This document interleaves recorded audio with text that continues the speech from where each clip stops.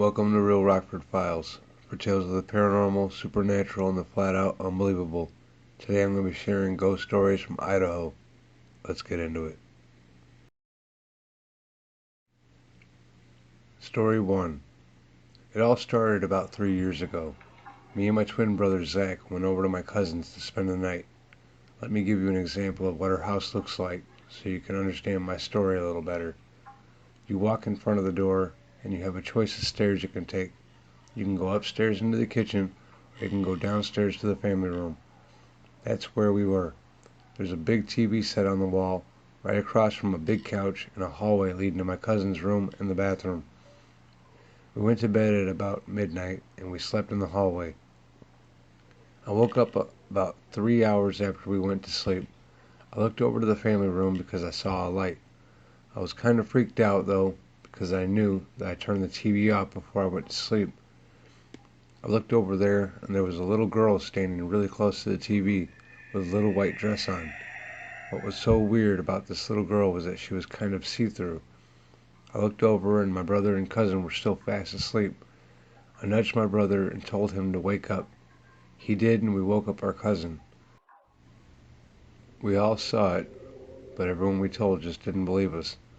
We did our research on it, and it turns out there was a little house that used to be there, and it burned down about 100 years ago. The weirdest part was there were twins that lived there, a girl and a boy, just like me and my brother. It turns out that the little girl died in the fire. We found an old paper in the attic. This house was rebuilt 2 years after the other one burnt down. We found a paper that said, "Little girl haunts old house." It said that this little girl walks around singing old songs and always asks where her brother is and where are the dolls. So we're really freaked out. We still like to stay up late on weekends and see if we can see her. But we've only seen her once since then, but we really wish to see her again. Story 2. Hello, my name is Tyrell and I'm 17. I have seen ghosts all my life and it seems they're beginning to not scare me anymore. All except one. Over the past few days, I've not been able to get any sleep. And this wasn't just normal insomnia. This was someone who did not want me to sleep. Every time I fell asleep, I jumped awake as if I had just had a nightmare. The only thing is, I had just closed my eyes.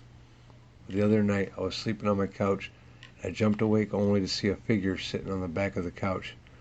I squealed in fear and pulled the covers over my head. When I pulled them down, it was gone. A similar thing happened to me in my room the day before yesterday. I jumped awake, and I saw a person walk right through my bed right in front of me. Then I began thinking. I had a friend recently die in a car accident. His name was Braden. That figure I saw in my room could have been him, although I don't know what he would want to visit me for. He is not the only ghost that resides in my home. All my life I had seen people I never knew and even animals. Sometimes one of my pets that had passed on. So I'm not sure if it was Braden, but all I know is I want to find out.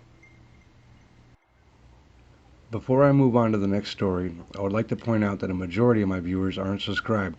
If you can just take a moment and hit that subscribe button, maybe click like or leave a comment, it'll go a long way in helping me fight the algorithm. You can always take it back later, and it's totally free. Now, back to the stories. Story 3. Me and 4 of my friends skipped school one day and went to my friend's house. We were kind of bored, so we decided to pull out the Ouija board. I had never played with one before. We went into my friend's room, and he has a blanket over his window, so we thought it was dark enough. We started playing it and asking it questions. Once we got familiar with it, we asked it to do something to let us know it was in the room. It said no, and we asked why. It said because of the light. So we went into his storage closet, and I found this crazy clown doll. We turned off the lights and tried again. I put the doll on his heater. His storage closet didn't have any windows, so it was pretty dark. This time we got a different spirit and asked it some questions, like how it died and how old it was when it died, and what its name was and stuff like that.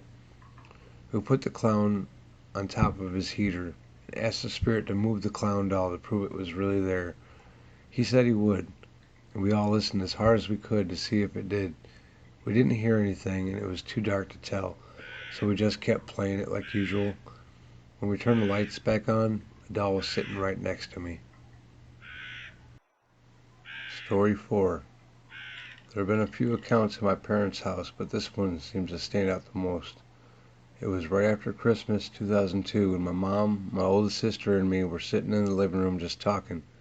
When on the table next to the couch my mom and I were sitting, the lamp started to shake, and before we knew it, it lifted over the baby wipes and my sister's wallet and set itself on the floor about 3 feet away from the couch.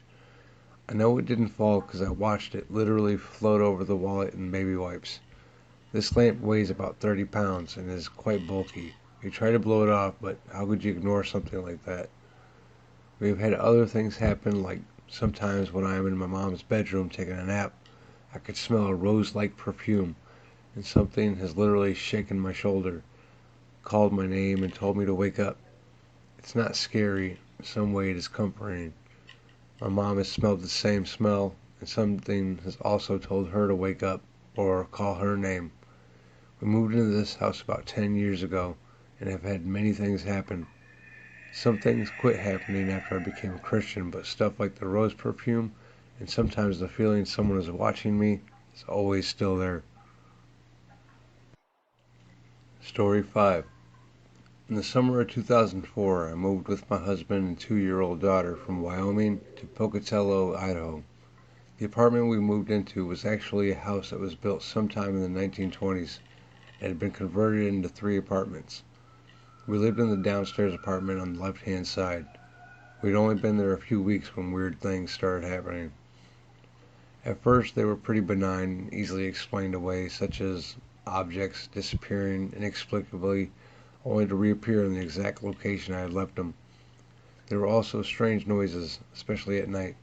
I would hear the sound of children laughing and run in the upstairs apartment, but I knew for a fact that the only children who lived in the apartment were my own, and my neighbor did not have any visitors. Most of the time when I heard these sounds, my neighbor wasn't even home. I've always had a fascination with the paranormal, so it wasn't difficult for me to believe that spirits were responsible. But my husband is a very practical person and continued to insist that there were perfectly logical explanations for everything. His opinion changed a few months later when he witnessed the first of many physical manifestations.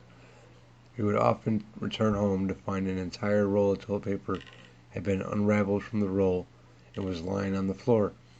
At first my husband blamed our dog, but I knew there was no way our 5-pound chihuahua could reach the toilet paper roll. This went on for some time and was very frustrating, as no scientific explanation could be given for it. Then one day my husband was shaving in the bathroom when the roll began to spin on its own. He watched, dumbfounded, as it went round and around, the toilet paper piled up on the floor. It was after this incident that we began to suspect that the spirit in our apartment was a mischievous child. This seemed even more probable after our friend Samantha brought over one of her acquaintances who just happened to be a psychic sensitive. He had no previous knowledge of the apartment or of the strange ongoings that had been occurring, but he nevertheless informed me that he saw a little girl with dark hair in a filly blue dress standing in the corner of our living room. He seemed very unnerved by the whole experience and was anxious to leave. I myself never saw a visual specter, but had felt the presence on numerous occasions. The child ghost didn't bother us much, aside from the occasional mischievous unraveling of the toilet paper roll, but there was another presence in the house that was very different. I perceived it to be male and not very friendly. It only seemed to bother me, for some reason, and always when my husband was not in the room. One night I was lying in bed, half asleep.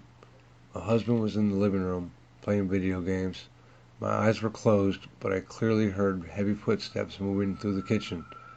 They stopped at the doorway at our bedroom, and I heard my husband's voice saying my name. "What?" I said without opening my eyes. There was no answer, so I rolled over and sat up and looked towards the doorway. There was no one there, but there was something there. Even in the dark, I could make out a shadowy form that appeared to be leaning against the doorway. I knew then that it was not my husband and became very frightened. I told the thing to go away and leave me alone, and it vanished abruptly. I ran into the living room to find my husband sitting on the couch, as he had been during the entire incident. He had not heard the footsteps or seen anything unusual, but he saw how scared I was and knew better than to tell me it was just my imagination. It disturbed me that the spirit knew my name and had spoken to me using my husband's voice, as if it were trying to trick me. A friend suggested that perhaps the shadowy form might have been my spirit guide, but I rejected that explanation. Whatever it was, I did not get a good feeling from it. I started looking for another place to live shortly thereafter. After we found a suitable apartment, we began packing to leave. The spirits made it very clear that they were not happy to see us go. On the final day that we lived there, I was packing my book collection into my boxes in the living room when a curtain rod was ripped loose from the wall and came hurtling down at my head. Luckily, I wasn't hurt, but I easily could have been, as the screw that fastened it to the wall was jutting out of it. My husband examined both the rod and the hole in the wall and confirmed that it had been pulled out of the wall, rather than merely coming loose and falling. That was that. We finished packing and left as quickly as we could, but not before I said a prayer for the spirits that we were leaving behind. Story 6. This is a story that happened to my brother and me about 16 years ago. We lived at the feet of Hoodoo Mountain in northern Idaho. We did a lot of hunting, so on any particular day during hunting season, when we returned from school, we would grab our rifles and head up the mountain on foot to see what we could find. On this particular trip, things just felt a little different. Neither my brother nor I could place it, so we just went on. We were known to stay out after dark on some of these trips, so no one would be looking for us until around dinner. Well, we set off, and we were getting pretty far away, and before we knew it, it was dark, and therefore time to head home. So we turned around and headed back, or so we thought. Now let me explain about Hoodoo Mountain, for those of you who have never been in that area. It is known for people to head up there and commit suicide for no apparent reason. There have been many unexplained deaths on this mountain, as well as lost hunters all the time. There was an old cabin on it nearly 100 years ago, but it burned down and with a woman and child inside. I have seen them both, but that is another story. And to top it off, the Native Americans in that area are the ones that named it, and roughly the name translates to evil spirit, and they were known to avoid the area when passing. Back to my story. My brother and I had turned around and were headed home. We knew our direction because we had done it 1,000 times before. We just turned to where the moon was rising and walked that way. From where we were, it would be rising right above our house. We were walking downhill, at least we thought we were. We had been walking a while, and it was kind of weird to us that we hadn't come across the road that ran up the mountain, but we thought nothing of it because everything else looked right, so we kept on walking. We went on for like 30 or 45 minutes, and we should have hit the road by then, but we hadn't. About this time I heard a wolf howl, and I recognized it as my pet that was tied up in front of the house, but it was coming from the wrong direction and farther away than it should have been. It was coming from behind us. Now I know he was securely tied up and couldn't get free, so my brother and I looked at each other and exchanged what the hex, and started to head towards the howl. At this point I began calling his name, and he would howl in return, and this way we used that to guide us home. This doesn't sound like more than a couple of kids getting lost and spooked up to this point, but the part that makes this weird is that we knew that area like the back of our hands, and everything had changed to make us feel like we were heading down the mountain, not up like we were supposed to. The makeup of the terrain, even the moon appeared in the wrong place. We later went back up there to try to explain it away, and found out that where we had turned around was right where that cabin had stood so many years ago. It is my firm belief that had my wolf not called to me when it did, we would have been added to the spirits of that mountain. Story 7. When I was about 12 years old, my family decided we were going to move to another town. My My parents had bought some property out in the middle of nowhere, and while we waited for them to complete the construction on our home, we moved into my grandparents' home. My grandparents were only in state 6 months of the year and traveled back to the warm and sunny Arizona for the winter months. It was nearing Christmas time, and in a two-bedroom house, we had my two sisters and my brother, crammed along with myself in one room. Since it was temporary, we made do with what we had. One night I woke up to my sister getting out of bed. Whereas we only had two beds, I slept on the floor between her bed and my brother's bed. I watched her get up and walk into the bathroom. I hadn't seen her come back, so when I saw a shadow stand at the foot of her bed, I just figured it was her. The odd thing about it was that she didn't get back into bed like she normally would have at any other time. I watched as she turned her back to the bed and just fell. I didn't hear a thud or anything, so when I saw her hit the mattress, I became curious and reached over to touch her and make sure she was okay, only to discover there was no one there. Don't forget to subscribe for more stories. Hope you enjoyed.